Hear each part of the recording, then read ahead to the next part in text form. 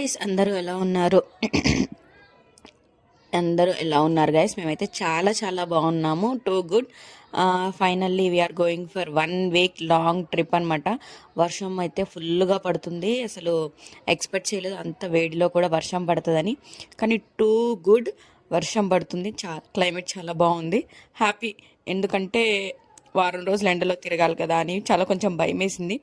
కాకపోతే ఈ 1 వీక్ జర్నీలో నాకైతే చాలా హ్యాపీ అనిపించింది. నేనేమేమైతే ఫేస్ చేశానో నేను అవన్నీ చెప్తాను మీకు. మీరు వెళ్ళినప్పుడు కూడా సఫర్ అవ్వకుండా ఉండడానికి మాత్రమే నేను చెప్తున్నాను.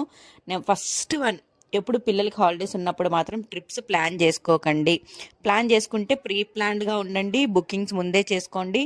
ఎక్కడికి వెళ్ళాలనుకుంటున్నారో అక్కడంతా ప్లేస్లో రూమ్స్ అయితే బుక్ చేసేసుకోండి ముందే. మనీ వేస్ట్ అవుతాయి, రూమ్స్ ఎక్కువ ఛార్జ్ చేస్తారు.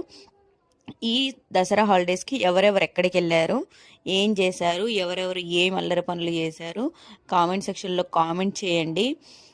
నాకైతే చాలా హ్యాపీ అనిపించింది. మనము ఇంటి దగ్గర ఉన్నంతసేపు మనకు అంత అనిపించదు, కానీ ట్రైన్లో జర్నీ చేస్తున్నప్పుడు ఆ చెట్లు, ఆ సన్సెట్స్, ఆ సన్ రైజ్ అవన్నీ చూస్తూ ఉంటే అదొక తెలియని ఫీలింగ్, అదొక తెలియని ఏమంటారు ఎగ్జైట్మెంట్, హ్యాపీనెస్ అనిపిస్తుంటుంది కదా. మనం నడుస్తున్నామా, మనతో పాటు చెట్లు కూడా మనతో పాటు ట్రావెల్ అవుతున్నాయనే ఒక ఫీల్ అయితే మనకు వస్తుంది. అవునా కాదా గాయస్? ఎంతమంది ఎక్కడెక్కడికి వెళ్ళారు, ఏ దేవుడిని దర్శించుకున్నారు, లేదా ఇంట్లోనే సెలబ్రేషన్ చేసుకుంటే ఏం సెలబ్రేషన్ చేసుకున్నారు, ప్లీజ్ కామెంట్ సెక్షన్లో కామెంట్ చేయండి. నేనైతే ఫుల్ క్లారిటీగా మీకు అన్ని